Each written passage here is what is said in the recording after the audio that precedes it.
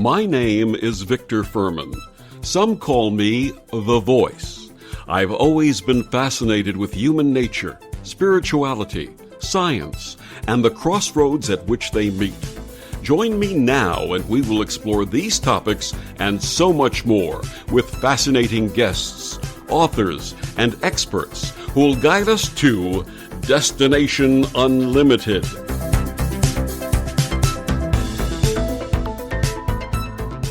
In 2005, the group Dream Theater released a song written by member John Petrucci with a stirring and penetrating lyric. Look around you. Where do you belong? Don't be afraid. You're not the only one. Don't let the day go by. Don't let it end. Don't let the day go by in doubt. The answer lies within. If the answer lies within, how can we get it out? If we feel trapped by boundaries of our own making, how may we go beyond and build anew? Perhaps most importantly, how may we overcome a fear so captivating that many would rather remain in the status quo than achieve their dreams? My guest this week on Destination Unlimited, Dr. John Chuback, addressed these ideas in a wonderful allegory of a mouse in a maze and the wisdom that opened its eyes. John A. Chuback, M.D., is a board-certified in general surgery and cardiovascular surgery and is affiliated with Valley Hospital and Clinton Memorial Hospital. He received his M.D. from Rutgers University and has been in private practice in Paramus, New Jersey for 16 years. Dr. Chuback is also a successful entrepreneur. He's the founder and chief medical officer at Chuback Medical Group, founder and managing member of Elant Hill LLC, and the nutraceutical company BioSupport MD. He's the recipient of the Patient's Choice Award and Compassionate Doctor recognition. He's a member of the Board of Trustees at Phillips Academy Charter School in Newark, New Jersey, an exceptional school where underprivileged kids receive an excellent education. Dr. Chuback founded Chuback Education, which offers audio programs on subjects like weight management, smoking cessation, personal development, and academic achievement. His website is chubackmedical.com, and he joins me this week to discuss his delightful and insightful book, Make Your Own Damn Cheese, Understanding, Navigating, and Mastering the Three Mazes of Success. Please join me in welcoming to Destination Unlimited, Dr. John Chuback. Good evening. Good evening, Victor. Thank you so much. It's a great pleasure for me to be here with you. And thank you for joining me. So when I read your CV, and it's extensive as yours, I usually ask, what do you do on Tuesdays? All kidding aside, please share with our listeners about your early path, how it led to a career in medicine, and what motivated you to extend yourself into business and teaching and writing about personal development. Well, I was very, very blessed. I'm a person who was, as I said, quite blessed with a very wonderful childhood, a mother and father who loved me very much, and three older sisters who were wonderful in their own right. And my father was a physician and my mother was a nurse, and they certainly encouraged all of us to pursue a professional career and a formal education. And my father certainly encouraged me to follow in his footsteps in becoming an MD, which is what I did. That was a childhood dream of mine, and I started working toward that at a very young age, and went through all of the typical steps that a young person does, studying, math and science as early as your high school years, and then doing volunteer work in the hospital, in the emergency room, and transporting patients and transporting back and forth from the operating room and so forth, the emergency department, and then on to medical school. And, when my father was very young, training in obstetrics and gynecology in Philadelphia back in the early 1960s, cardiac surgery was a very hot and exciting field, sort of developing in tandem with the race to space and the astronauts. So it was an exciting time, and my father always encouraged me to pursue this field of open heart surgery because it was so exciting to him when he was a young person. And I did that, and I was fortunate to have the ability to do that technically and I guess intellectually as well. And then I trained at the University of Rochester and came out. In the first 6 years or so, I was doing only open heart surgery. But by the time that I got there, things had changed a lot from the 1960s until the early part of the 21st century. 2002 is when I finished. And in many ways, technology had sort of passed the field by, and less people were needing open heart procedure and these maximally invasive procedures with the heart-lung machine and so forth. And things had moved toward minimally invasive work, which was done by a different group of physicians, the interventional cardiologists, the angioplasty, balloons, and stenting of the coronary arteries and so forth. And so the field was not nearly as robust as it once was. And I was looking for a new direction. And in that journey of pursuing a new path, I came across Spencer Johnson's great book, Who Moved My Cheese? And that was a great turning point for me. Spencer Johnson happened also to be a physician.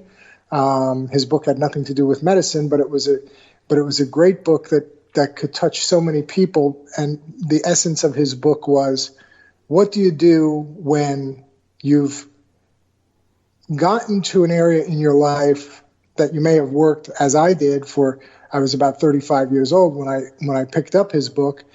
You've worked so many years to get to a certain point, and it's not everything that you had anticipated. It's not necessarily what it was cracked up to be, at least for you. And what do you do then when the cheese has left your corner of the maze? That's the metaphor that he used. Do you sit there and wait for someone to drop crumbs in that corner, or do you venture out into the maze once again, hoping to find what you're looking for? And that book really changed my life, and it put me on a new path of self-discovery, personal development, and a lot of reading and studying for the following 20 years in that self-development realm and genre. And in the meantime, I switched over to an office-based practice with very high-tech, laser-based, minimally invasive treatment of venous disease, particularly varicose vein disease. And my practice took off. And fortunately, I was very well received by the community, and I had a lot of success there. And over time, I developed other entrepreneurial interests as a normal progression of my practice and my expertise. And we created a nutraceutical company with products related to vascular disease. And ultimately, I felt that I had come far enough in my life and had sort of achieved enough and learned enough that I had something to add to the story and something to contribute to the world of personal development, self-help, success training, happiness training, et cetera, et cetera. And that's when I started Chuback Education. I began writing, and my first book was actually called Kaboing, which was a book for academic achievement. And then the second book, of course, Make Your Own Damn Cheese, which is what we're here to talk about tonight. Now, let's get back to that point in your life where you had finished all that extensive education. You said you were about 35 years old. Mm-hmm. And then that path suddenly stopped, at least for you. Did you have any doubts or fears at that point? Definitely. There's always fear. I think, one of the great lessons I've learned is that when you're setting goals, they should be both exciting and scary at the same time.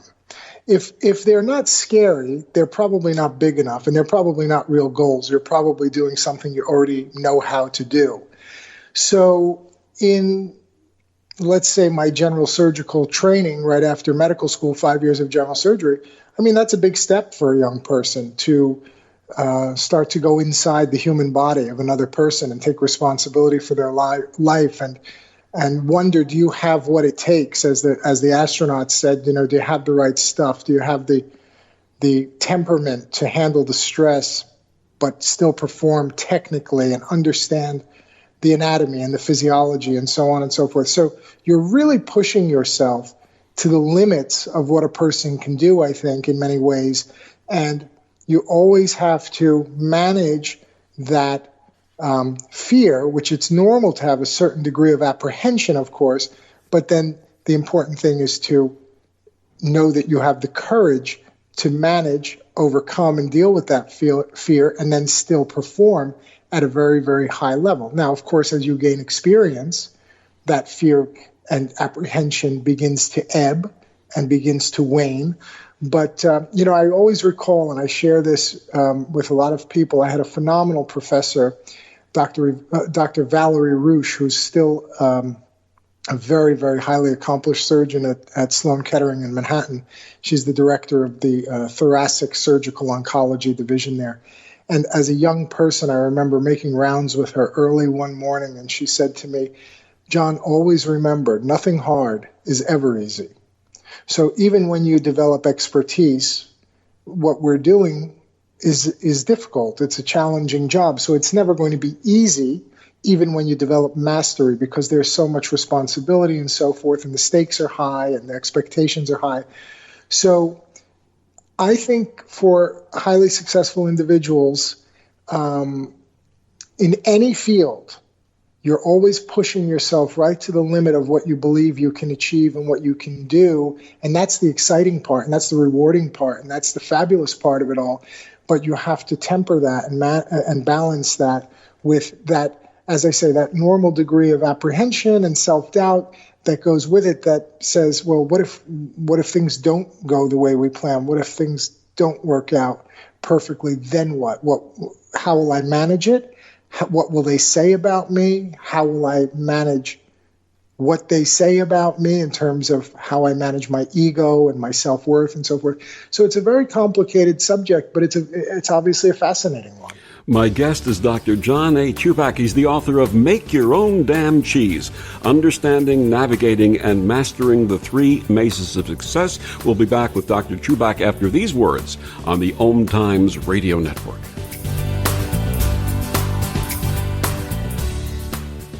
OMTimes Magazine is one of the leading online content providers of positivity, wellness, and personal empowerment. A philanthropic organization, their net proceeds are funneled to support worldwide charity initiatives via Humanity Healing International. Through their commitment to creating community and providing conscious content, they aspire to uplift humanity on a global scale. OMTimes, co-creating a more conscious lifestyle. 1 in 3 adults has prediabetes. 1 in 3. That means it could be you, your football buddy, your football buddy, or you, your best man, your worst man, you, your dog walker, your cat jogger. While 1 in 3 adults has prediabetes, with early diagnosis, prediabetes can be reversed. Take the risk test at doihaveprediabetes.org. Brought to you by the Ad Council and its Prediabetes Awareness Partners. Hello, I'm Lisa Berry. Join me every Monday at 1 p.m. Eastern Time for Light on Living. A chance to see new, hear different, and feel more as I shine the spotlight on all the ways to lighten the load of life's challenges. Light on Living is your link to that new way you're looking for, that new understanding that will enhance your life, and that positive connection that will support your growth. So join me, and you'll gain insight and start to see things in a new way that motivates you.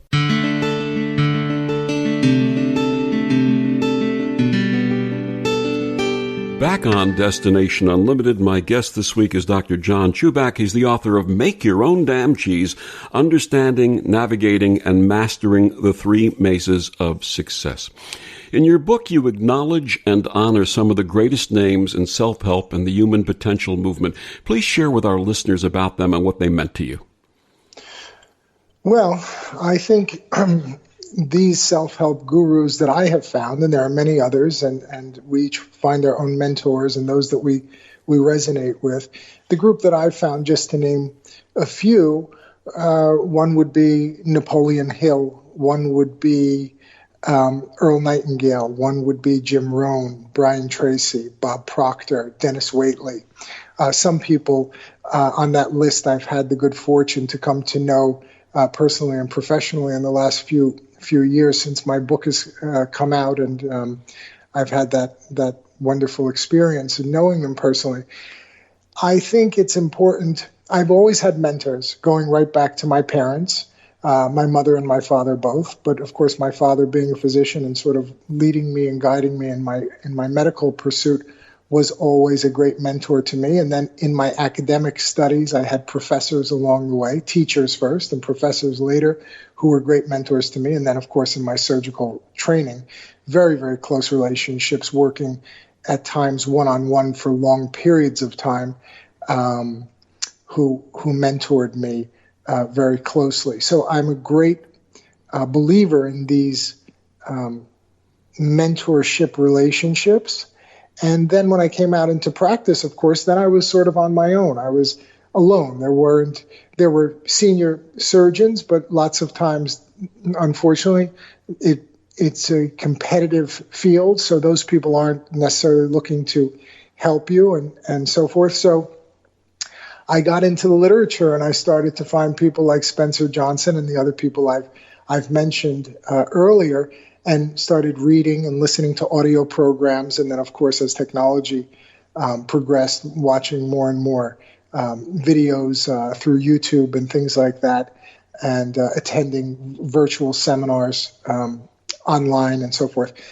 And that process really changed my life and continued to help me to grow and become, I think, a more accomplished and better person. What were some of the concepts you gleaned from these wonderful mentors? Well, I think the greatest concept of them all is that you become what you think about.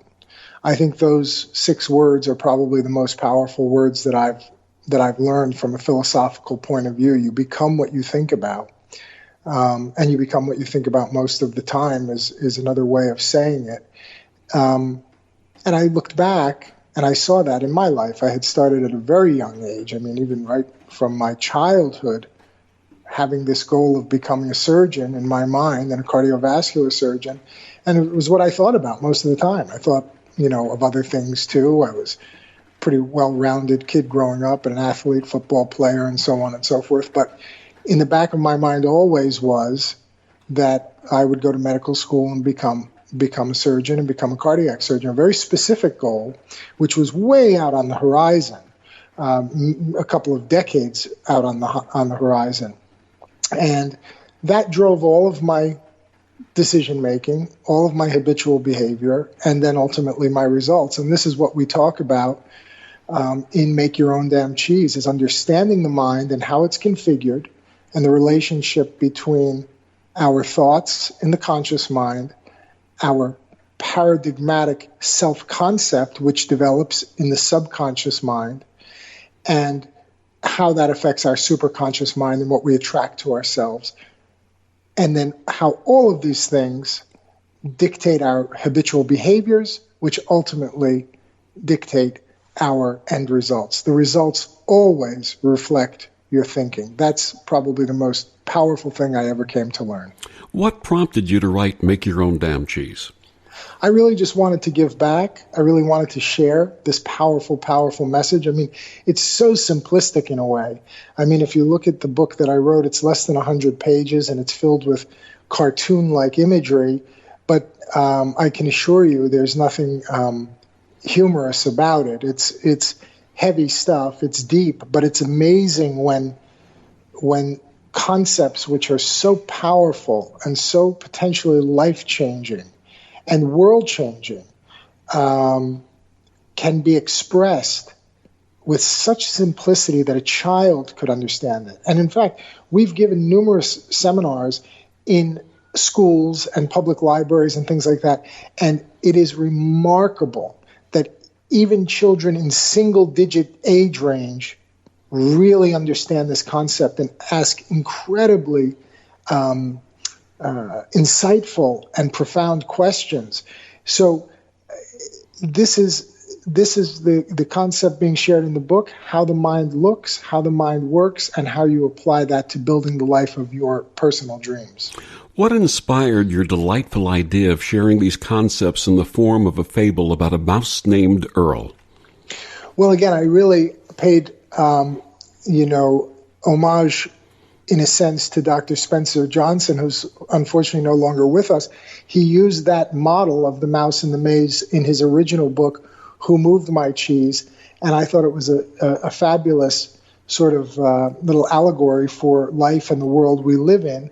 And then I took that model and I expanded on it to show not only the maze that we live in, but also to discuss the maze that lives within us and the relationship between those two mazes and how they can, when understood and mastered, can allow one to build what we call the third maze or the parallel maze where happiness and freedom are found. You named all of the characters, all these mice, after the teachers that inspired you. What are some of the names of the mice? We're not going to talk about the story itself because it's a wonderful book and people have to read it, but what were some of the names you used?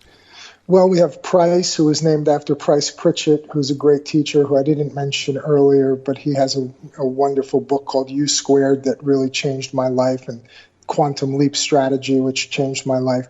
And then, of course, Dennis after Dennis Waitley, Jim after Jim Rohn, Earl after Earl Nightingale, Bob after Bob Proctor. Bob Proctor has been one of the most influential personal development teachers in my life in the last 5 years. And so I really did my best to tip my hat to each of those men for all of the great, great lessons that they taught me through my studying their materials. And I feel I could never repay them. So I did that out of respect to all of them. And how did Dennis react when he found out? Oh, Dennis Waitley was thrilled, and he's become a personal friend, and we still work together, and we're in contact. And even his daughter Deborah Waitley, who's quite fantastic in her own right in this space. He was thrilled, and I think Brian Tracy was very happy, and Price Pritchett. They all wrote beautiful testimonials and wrote me personal letters, and it's been a real joy for me to get that kind of feedback from those people I have so much respect for. That's wonderful. Now, as you touched upon, in the context of this fable, you share some profound concepts about the structure of what you call the magnificent mind. What does that mean? And in particular, discuss, please, the relationship between the conscious and the subconscious. Well, I think first it's important to understand that this magnificent mind that I talk about, that we've all been blessed with, and we've had one bestowed upon us, the mind is separate from the brain. The brain is a 3-pound organ that lives inside of a bony case we call the skull. And the brain being an organ just like any other organ, the heart, the kidneys, the liver, the spleen, etc., is what it is. It's a biochemical, physiological, electrical system. The mind, on the other hand, is not an organ. It's more of a movement. It's more of a concept. And we are in possession of a mind.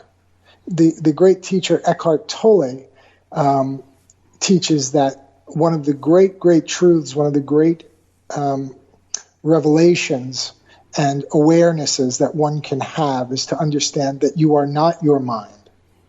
You are the spiritual being behind the mind. So when you understand that you're not your mind, then you can take possession of your mind and use your mind as you are not your hand. So I can open and close my hand because I'm in control of my hand through my central and peripheral nervous system and musculature and skeletal system. So I can open and close my hand at will, and we all can.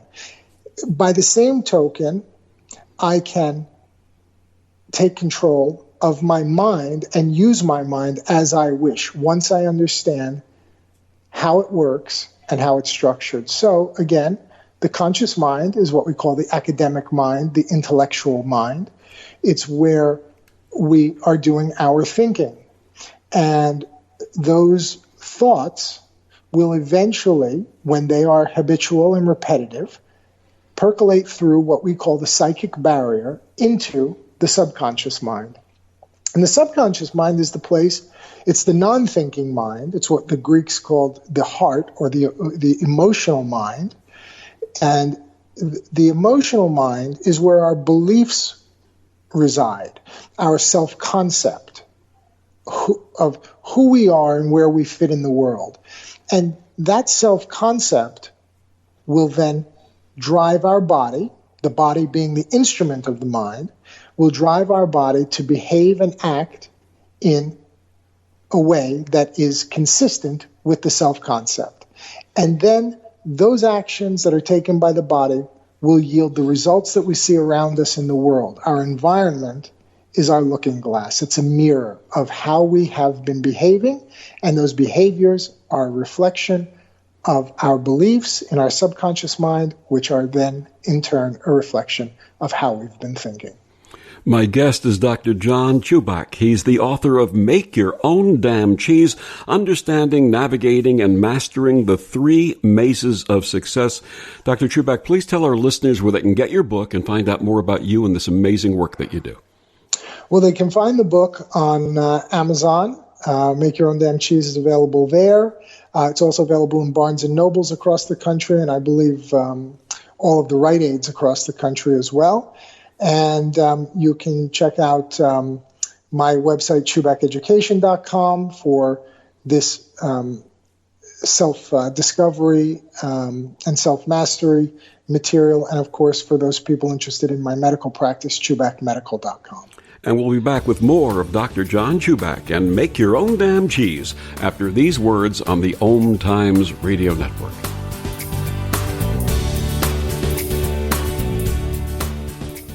This is OTR-FM, part of the IOM Radio Network. Humanity Healing International is a small nonprofit with a big dream. Since 2007, HHI has been working tirelessly to bring help to communities with little or no hope. Our projects are not broad mandates, nor are they overnight solutions, but they bring the reassurance that no one is alone and that someone cares. To learn more, please visit humanityhealing.org. Humanity Healing is where your heart is. So I'm a cat, and I just moved in with this new human, and she's got this little toy she's always playing with, all day long. Tap, tap, tap, tap, bloop, bloop. She can't put it down. There it is. Oh, and get this. She even talks to it. Last week she asked it for Chinese, and guess what? Egg rolls showed up. Like magic. Humans have cool toys. A person is the best thing to happen to a shelter pet. Be that person. Adopt. Brought to you by the Ad Council and the ShelterPetProject.org. Adopt US Kids presents What to Expect When You're Expecting a Teenager. Learning the lingo. Jelly. Jelly adjective. Jelly is a shorter, better way to say jealous. As in, Chloe, I am like so jelly of your unicorn phone case. You don't have to speak teen to be a perfect parent. Thousands of teens in foster care will love you just the same. Visit adoptuskids.org. Brought to you by the U.S. Department of Health and Human Services, Adopt US Kids, and the Ad Council.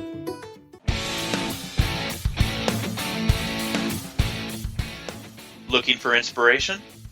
Want to be inspired? Not sure where to go? Find Mark and Kim every Wednesdays at 3 p.m. Eastern on Inspired Living. Topics will elevate consciousness and range from metaphysics to the human and social experience and all things spiritual.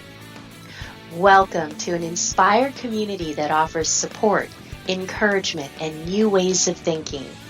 You are the inspired and the inspiration.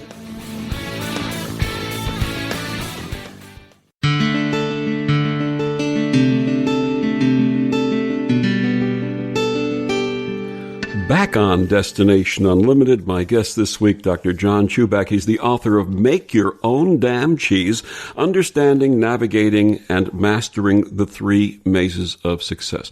So in the last segment, you were talking about the relationship between the conscious mind and the subconscious mind. What about the superconscious? Where does that come to play?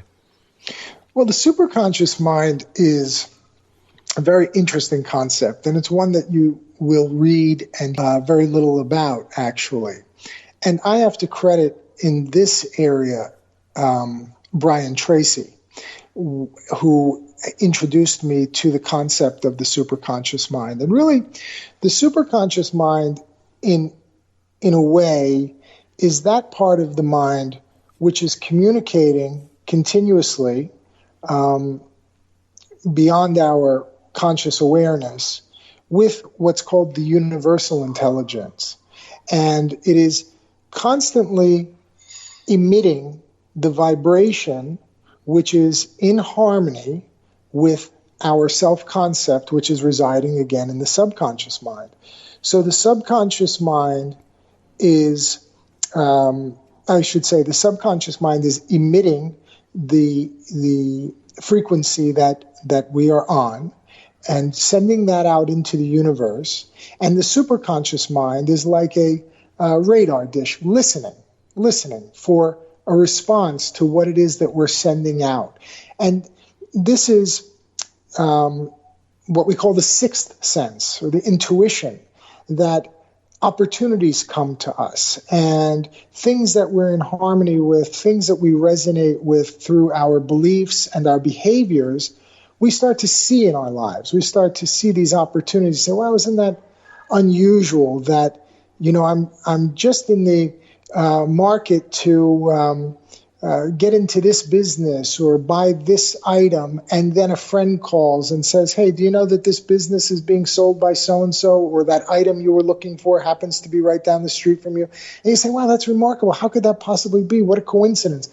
But those of us who believe in the power of the superconscious mind don't believe that these things are coincidences. So that's what we hear about so much as being the law of attraction, that these things that you're thinking about in the conscious mind repetitively will eventually sort of reveal themselves to you in your environment, in your physical environment, not by accident, but because this is the signal you've been sending out into the world, and then the infinite intelligence, the universal intelligence, is responding in kind and providing for you at least the opportunity to have, do, and be the things that you wish to be. Now, as a doctor, as a man of science, was it difficult for you to wrap your mind around these concepts initially? Yes, very much so. Obviously, this goes sort of countercurrent to traditional Western medical allopathic training. But on the other hand, one of the things that we're so blessed with in this country is a very strong, sound, diverse liberal arts education. So studying things like philosophy and psychology and literature and history and so forth is a part of our background. I think it might be more difficult for somebody in another culture with another educational system, which was more rigid and stringent and less broad. So when I was introduced to these ideas, they appealed to me very much. It was a little difficult in the beginning.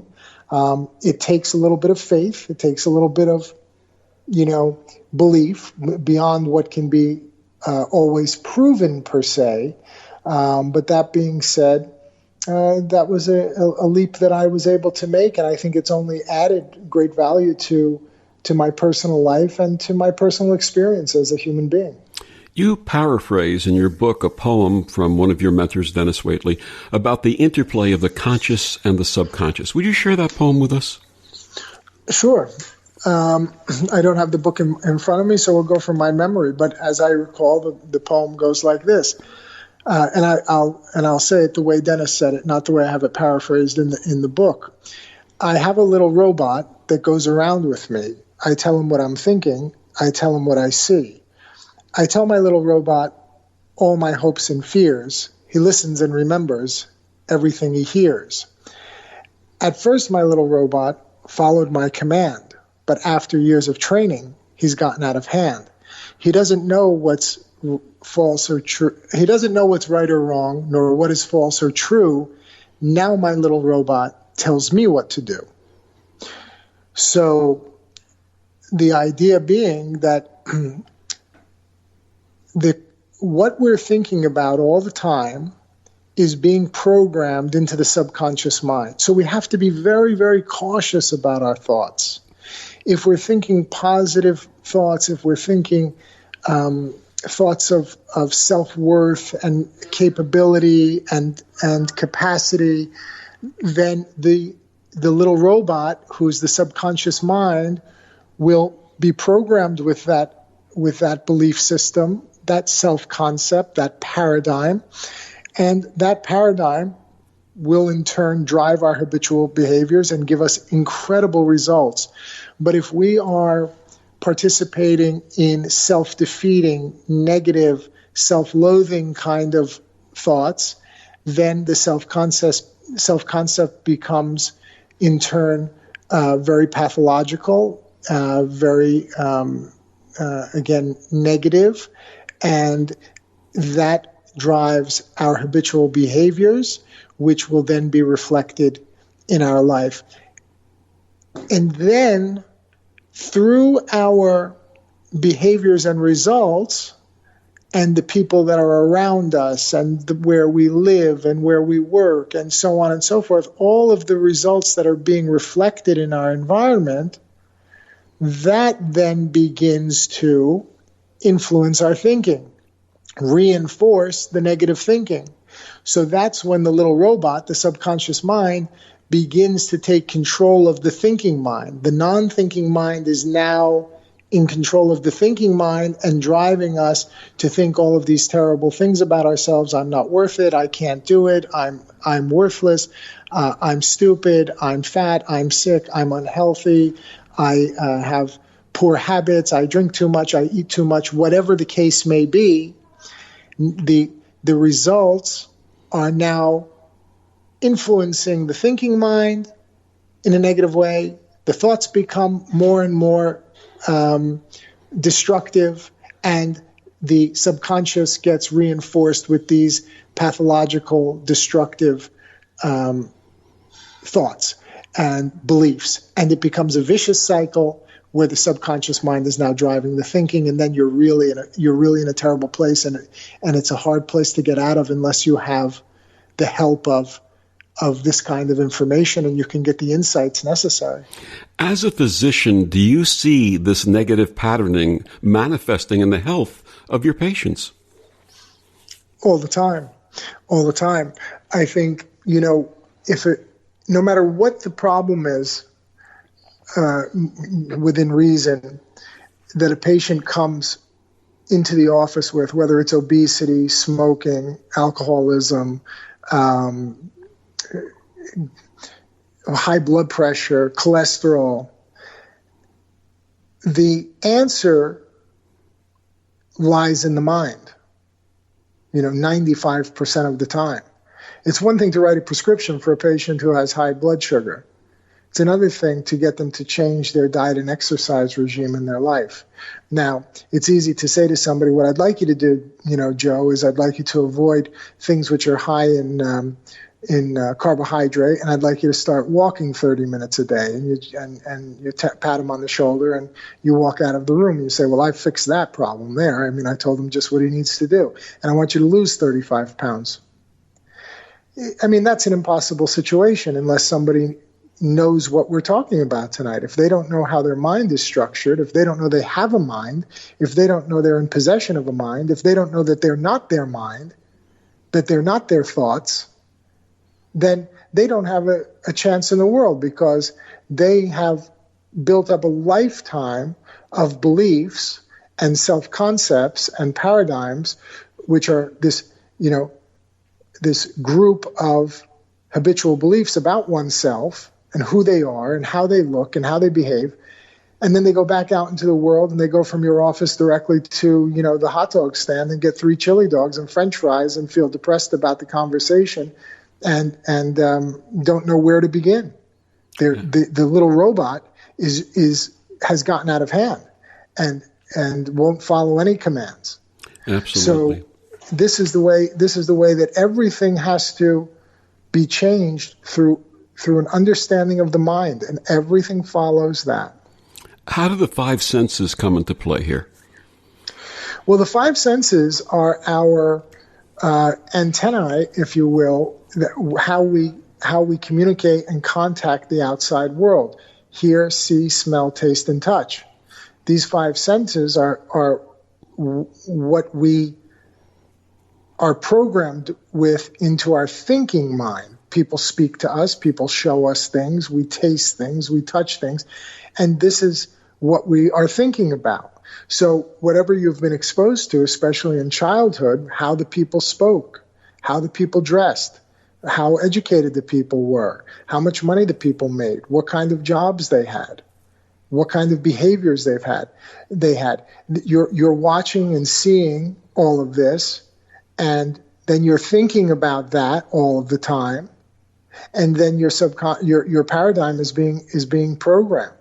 And typically, by the time we become adults, those beliefs, that self-concept, is so deeply ingrained in the subconscious mind, it's almost impossible, without a lot of hard work, training, and so forth, to change the bad paradigms. Now, if you happen to grow up in a family where everybody drank, water rather than Coca-Cola or Diet Coke, that's a good paradigm that you might have. You say, I don't drink soda. I don't drink pop or whatever you call it in your part of the country. I just drink water. Now, if your mother and father and your aunts and uncles and your grandparents all smoke two packs of Lucky Strikes a day, it's very, very likely that you're going to be smoking a couple of packs of cigarettes a day too, because that's what you saw and that's what you knew and that was the culture around you, and that's what the subconscious mind got programmed with, because that's what you thought about. Everybody I know smokes. We're going to pick up on this in the next segment. My guest is Dr. John Chuback. He's the author of Make Your Own Damn Cheese, Understanding, Navigating, and Mastering the Three Mazes of Success. We'll be back with more after these words on the OMTimes Radio Network.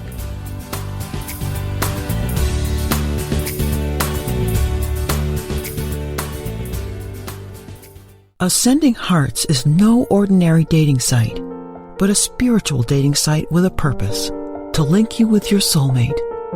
We engineer the serendipity so you can trust that you will attune with someone that has the same matching vibration as you. Ascending Hearts, the conscious dating site for the spiritually aware. Try Ascending Hearts for free. AscendingHearts.com. Hi, I'm Danica Patrick. Watching my nieces grow, play, and learn is amazing, but not every child gets to be carefree. 1 in 6 kids in the U.S. are hungry. This breaks my heart, and it's something that Feeding America is working to change. Each year, the Feeding America network of food banks rescues billions of pounds of good food that would have gone to waste and gives it to families in need. To help, visit feedingamerica.org. Brought to you by Feeding America and the Ad Council. Hi, this is Bill Maher. I can find humor in almost anything, but one thing I never laugh about is cruelty to animals.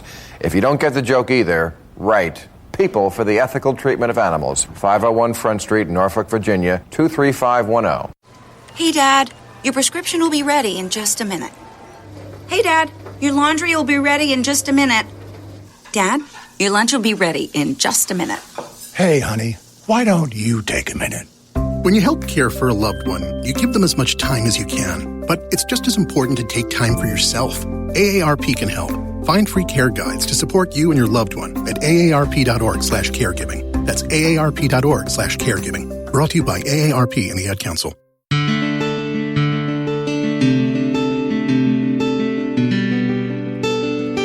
Back on Destination Unlimited, my guest this week, Dr. John Chuback. He's the author of Make Your Own Damn Cheese, Understanding, Navigating, and Mastering the Three Mazes of Success. What traps us into the patterns or mazes that we keep repeating? Why do we get trapped? Well, we get trapped largely because we don't know how our mind works. And again, I can't say it enough. It's repetitious, but as they say, repetition is the first corollary of education. We have to say it over and over. People get trapped because they don't know how their mind works, and they don't know that they're in possession of a mind. They don't know how the subconscious gets programmed. So if you are surrounded by people who are thinking a certain way, that through your 5 senses affects your thinking, your habitual thinking, which then programs your self-concept, and then you begin to behave the way they begin to behave, and then you begin to get the results that they begin to get. So Again, sometimes these are good things and sometimes they're bad things. And we have to look at our lives and look in each category: personal relationship, income, savings, profession, level of education, weight, health, blood pressure, whatever it is, and say, well, which of these categories am I doing well in? Where do I have healthy and positive paradigms and behaviors and results? And where are the places in my life that I could change things and fix them and make them better? It's not a all or nothing thing. The paradigm is not one thing. The self-concept is not one thing. It is many, many things, and we have to begin to look at our lives in these categories and then use this knowledge to optimize our life. In Make Your Own Damn Cheese, you say that happiness and satisfaction are not the same thing. Why should we always be happy but never satisfied? Yeah, this is a very important point, and I talk about it a lot. This was a great revelation for me.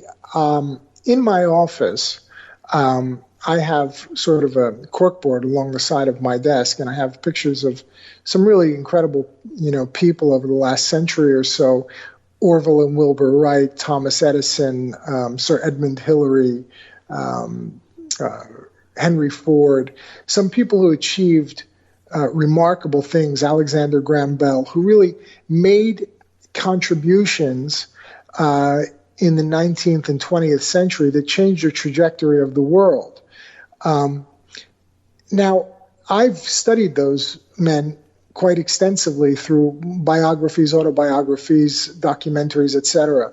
And I'm not aware that any of them were unhappy or depressed in any kind of meaningful or significant way. But I have to assume that they were all dissatisfied. The Wright brothers, after probably 1,000 years or more of people trying and failing to fly, they were not satisfied that transportation was limited to horses and boats and bicycles. They were bicycle repairmen from Dayton, Ohio, and maybe very early automobile traffic. So they were not satisfied with the fact that mankind had not yet found a way to fly, and in their case, to develop mechanized flight. So that dissatisfaction put them into a creative state. It put them into creative state. So I always say dissatisfaction is a creative state. Satisfaction is a non-creative state. Now, you can be dissatisfied and still happy. You say, Orville, Wilbur, let's get down to Kitty Hawk. I can't wait to test the new plane. Or, you're excited, you're happy, you're eager, but you're not satisfied with the status quo. So that kind of dissatisfaction brought us the telephone. It brought us mechanized flight. It brought us, let's use flight again as a small example. Then you go, let's say, beyond the Wright brothers. The Wright brothers, they succeeded in creating an airplane that flew and was motorized. But imagine if everyone was satisfied with their airplane. We'd still be flying 200 feet at a time. So someone was dissatisfied with their model and said, I think we could do better. I think we could get 2 people on this plane. I think we could fly 1 mile, 5 miles, 10 miles. I think we could fly higher. I think we can enclose the cabin. I think we could do this. I think we could serve cocktails on board. I think we could fly across the ocean. I think we could fly faster than the speed of sound. I think we could fly out of the atmosphere into space. All of those desires are driven by dissatisfaction. You say, well, that's a great plane. It's a great accomplishment. They made a plane. But I think we could make it better. It's not perfect. It's not as good as it could be. And we're still on that trajectory. So the same with the telephone, the same with computers, the same with healthcare, the same with nutrition, the same with on and on and on, you name it. If everything we need is inside of us, what is the biggest obstacle to recognizing these and making the change? I think one of the biggest obstacles is something which I call the crab mentality. I think many people respond very well to this because many of us can relate to it. One of the biggest obstacles is that when someone starts to think, I'm going to, let's use the Wright brothers one more time, I'm going to go build an airplane.